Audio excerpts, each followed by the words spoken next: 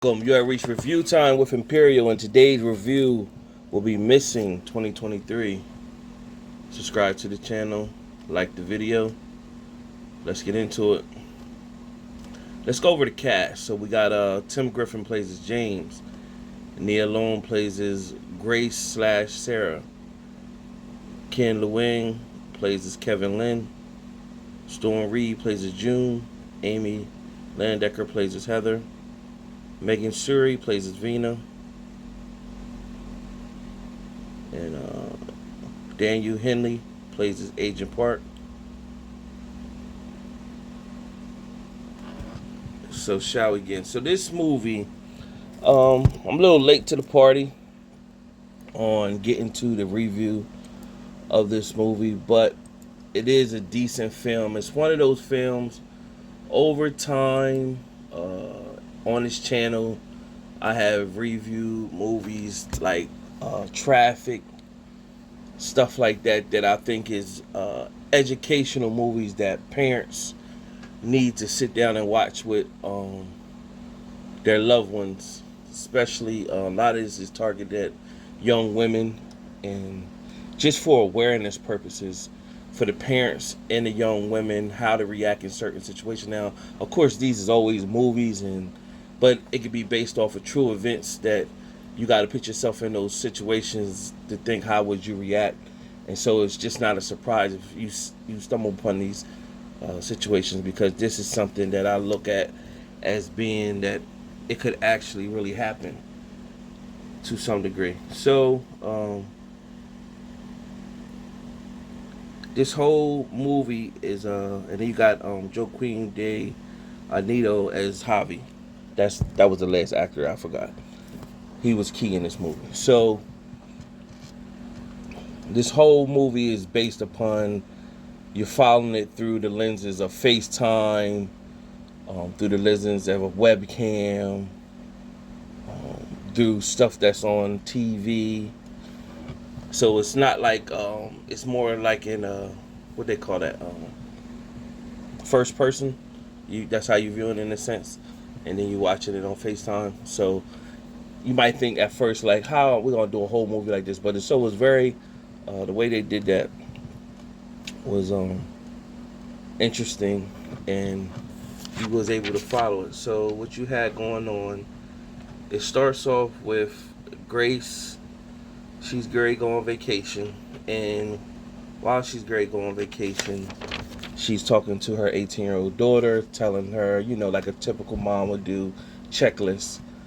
Like a typical teenager, they're in their own world, and they're really not trying to hear what the parent got. They just, okay, go about your business, and pretty much go about your business and leave me alone so I can get in my own where I want to have a party. So the mom leaves her some money and tells her she'll be back on Monday, and she need to be picked up at LAX. So the mom is gone with her boyfriend.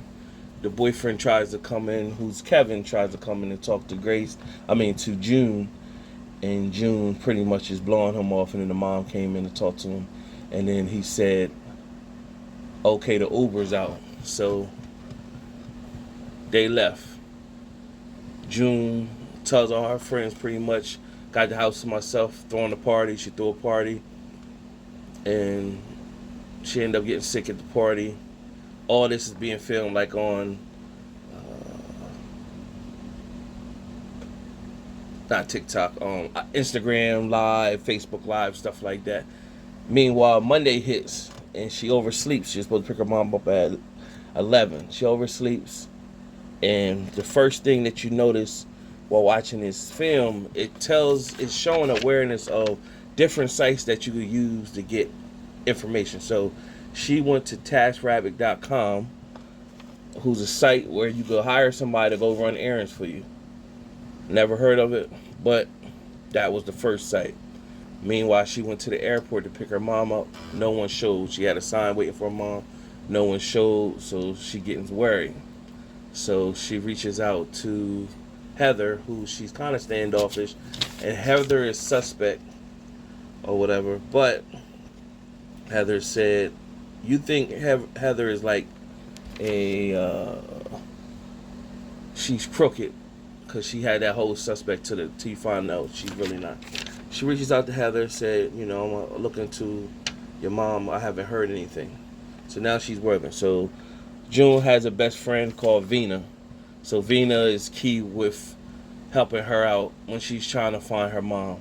So they go to the hotel that the mom was staying in, that hotel, Pomarosa. She's calling over there. Person who speaks can't speak English, telling her nobody here speaks English. So that's a flag right there. If you if you're going to if you're touring throughout the country, if you can't speak other language, do not stay at somewhere where they don't speak English. Like, flag. Nevertheless, she used Google Translator to translate what the person was saying, and the person pretty much was saying in 48 hours, the recording on the footage will um, delete. So from there, she calls. Now she's pitting in a case with the U.S. Embassy. They really can't help her because they say it's kind of out of their jurisdiction, and on top of that, they need more information. So she doesn't have any information. Now she's searching through her mom's um, email. Can't do it because she doesn't know the password. So Vina, they start thinking, what about Kevin? So they digging Kevin. From there, they can't find his password, but they dig more. So you're starting to see through this movie all the different stuff people could go through to find out information about you. Needless to say, they find Kevin's password with his password. Now they're searching through all his stuff, and they find out Kevin got all these bogus names or whatever. So now at this time, they use another site called Go Ninja. Now this is over in another country. If you need somebody to run errands for you in another country, this is that site. Meanwhile, the FBI couldn't get somebody there to get the footage, so Vina gave her another tour site. It's called eTourist Live, and then you put the location where they at. So that's eTourist Live. Write down these sites. Very important, informational. So from there, she meets a guy named Javier. Calls him Javi. She gets him to run all these errands, and he gets to the hotel. They said they didn't have the footage, but they do find out that they left the luggage. They never came picked up the luggage. They do find that they went to a place where a store, and they had a city that they were in. They went to the city, went to the place, a hardware store. They got a lock.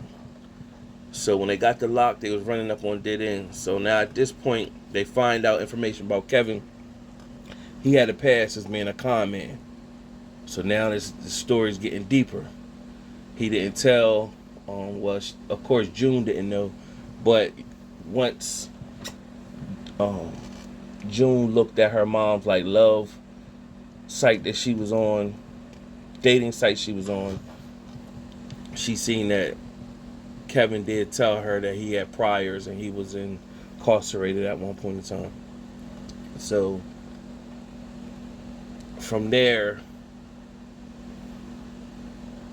on the eTourist Live, she had Javi go to a location where they put locks. They write their name and they put their locks on this bridge. And she told Javi wave, and she could see Javi live. So what that triggered June to go and at this moment to look at previous dates and go to the date her mom was last seen. When the date her mom was last seen, she see what she think is her mom at the time, because the woman has a hairstyle or whatever. So what happens is, when she was looking through Kevin's profile in his email, he had this one woman who was a bartender slash actor. So you find out that what she was looking in the footage wasn't her mom the whole time. It was this woman who's acting, playing as her image of her over in another country. So that triggered alarms. They got this information to the FBI. Basically saying she never even went over into that country. She was taken in the U.S., so she never even made it to the airport. So they had the person of the vehicle, who the Uber driver she was in, the person had their head low and whatever. So you instantly, one part I failed to mention, the movie comes on with footage of what looks to be a man, June when she was a baby, and the mom. And then it goes to present day or whatever. Instantly you know this dude has to be the dad. But June was told her dad died.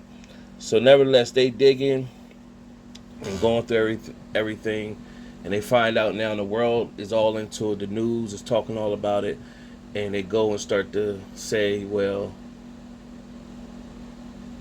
Grace Allen, who's supposed to be June's mom, that's not her real name.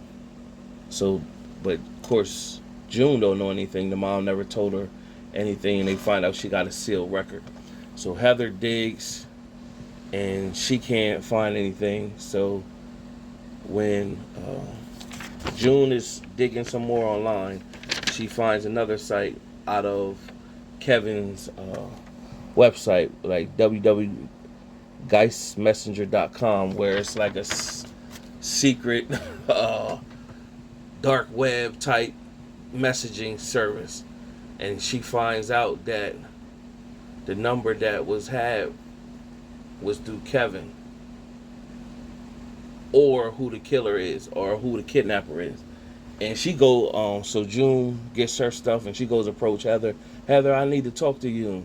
Now when she goes and talk to Heather, this is now being viewed through the Apple smartwatch. This is the view from the Apple smartwatch, and then she sees Heather is dead. So now the FBI agent Parker, he's like, the person who killed Heather just killed her, and you could have been killed as well. So now at this moment, now this is where the story you get a little wonky, because okay, you got a killer on the loose, the mom's kidnapped.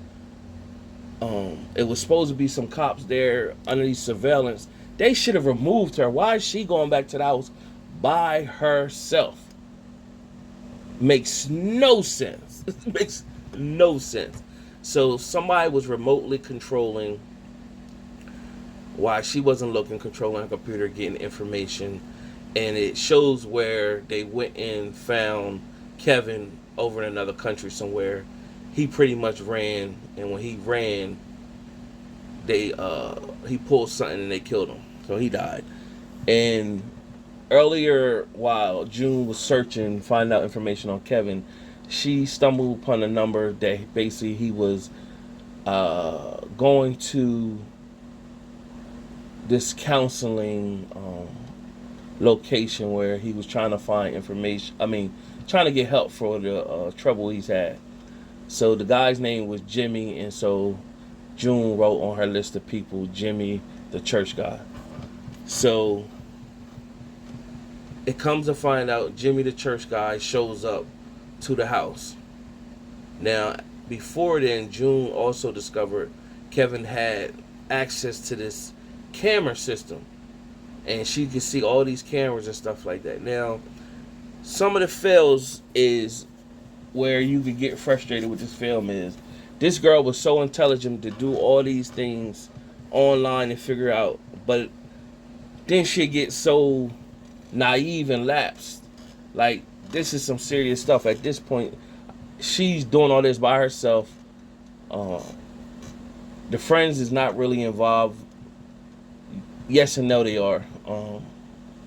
And so she doesn't reach out to the authorities to let them know, hey, I just discovered this film footage. At this point, the authorities is all involved. They know that the woman Heather got killed. The guy across Kevin's, he's dead. Anything you find could help. So she didn't tell them about the footage. Meanwhile, on the ring system, this guy shows up to the door.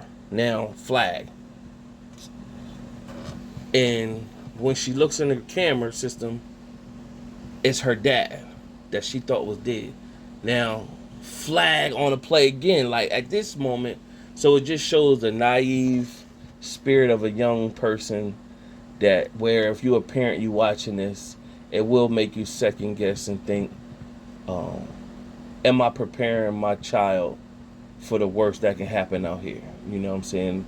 Most parents want to protect their children to, away from the bad stuff that's out here in this world. But you got to prepare them, because this part right here was just like, wow, she was so smart. And then she goes, of course, she don't got her phone with her. This man, so she left the phone, and she left the phone, answers the door, lets him in. He's looking suspect. Somebody, Vena's calling her. She darts to go try to run and call, answer the phone with Vena. Of course, he grabs her and pretty much muscles her. She's screaming. I don't know what happened to the cops that were supposed to be outside. They wasn't there. Just threw her in the car. She didn't put up much of a fight. And took her back out to this place. You find out that the mom has been in some barn the whole time as well, in a shed at this residence. So this is where all the camera system footage is. So he ties her in a chair. Now he grabs a gun and pretty much goes into the shed and says he needs to handle something.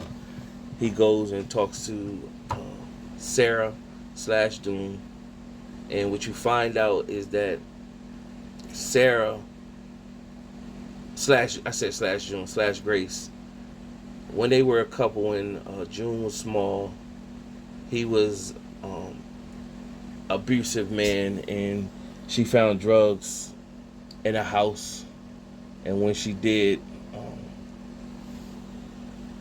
she set him up and called the cops, and they pretty much came and locked him up for 12 years or something like that. Now, when she was looking to show her discovering how much a person would get if they, for abuse, they was like a year or something, then she looked up how much they get for drugs, and when they did that, they came and got him. He did jail time. He met Kevin in jail, and he was Kevin's counselor, and that's where the two connected dots. He put in his plot and scam to kidnap Sarah / Grace and go get his daughter. So, nevertheless, Grace clocked him in the head with a brick. He fell. He tried to shoot her. She missed.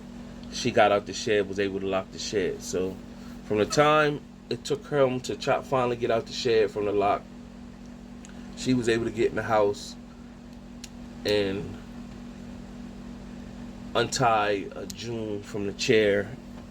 However, they seen a camera that was in the room they was in. Now, keep in mind, her footage is up on her computer, still watching this, and she had the Apple phone. So the Apple phone, she tried to call Javier, and he pretty much blew her off because she disrespected him. But he finally did answer the phone, and she was just trying to tell him, I found my mom. I need you to call the cops or whatever. He never got a chance to do that.